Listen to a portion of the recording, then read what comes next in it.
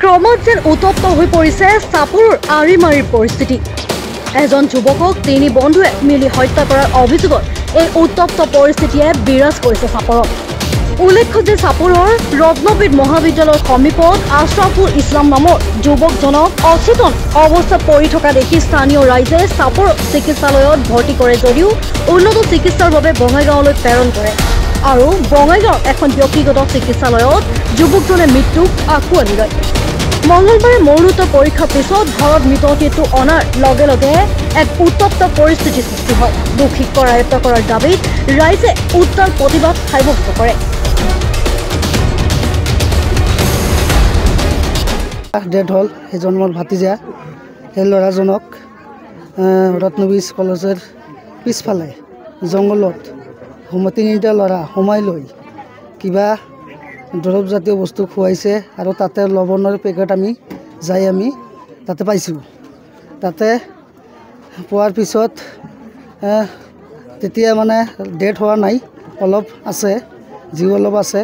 থকাৰ পিছত আমাৰ আলহী এজনে মানে আমাক ফোন কৰিল যে আপোনালোকে আহক, আপোনালোকে ভাতিজা নেকি? এইটো বোলে হয়, আমাৰ ভাতিজা হয়। আমি ক'লোঁ যে তাক উঠাই লৈ চাপৰ থানাত চাপৰ হস্পিটেলত লৈ যোৱা। আমি যাই আছোঁ। তাৰপাছত আৰক্ষীক লগত লৈ চাপৰ হস্পিটেলত লৈ যায়। তাতে উন্নত চিকিৎসা নাথাকাৰ কাৰণে বঙাইগাঁও এফআইআৰ কৰি দিয়াৰ পাছত তাতে 15 মিনিটমান পাছত ডেথ হৈ যায় ল'ৰাটো। আৰু এটা কথা হ'ল, মেইন কথাটো হ'ল তাতে সেই উপস্থিত তিনিটা ল'ৰাক তাক আমাৰ আলহী এজন দেখা পাইছে। এটাৰ নাম হ'ল ছবিকুল, আৰু এটা হ'ল সাদ্দাম, আৰু এটা হ'ল ছবিকুল ওৰফে বাবু, আৰু সাদ্দাম হুছেইন, আৰু আজি নাজাত আলী। এই দুটা আমাক দেখা পাই মানে দৌৰ মাৰি পলাই গুচি গৈছে। আৰু এটা আমাৰ আলহীজন তাক খেদি ধৰিছে। ধৰাৰ পিছত হস্পিটেলত লৈ যায়, আৰক্ষীৰ লগতে আছিল। আৰক্ষী গম পাইছে নে নাই আমি নাজানো। লগত লৈ যোৱাৰ পিছত আমি ল'ৰাটোক লৈ ব্যস্ত যে আমি কেনেকৈ তাক ভাল কৰিব পাৰোঁ, চিকিৎসাৰ কাৰণে ব্যস্ত হৈ আছিলোঁ।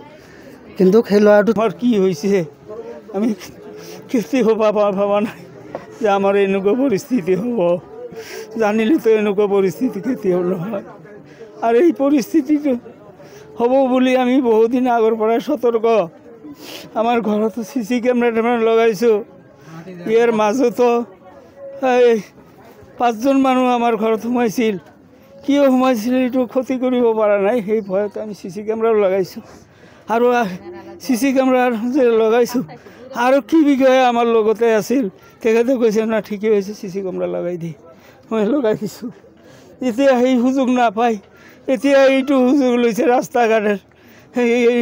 সেইটো আমি কোনো সময় ভবা নাই যে আমাৰ ৰাস্তা ঘাটো এটেক কৰিব। গতিকে আমি এইখিনি ক'ব খোজোঁ।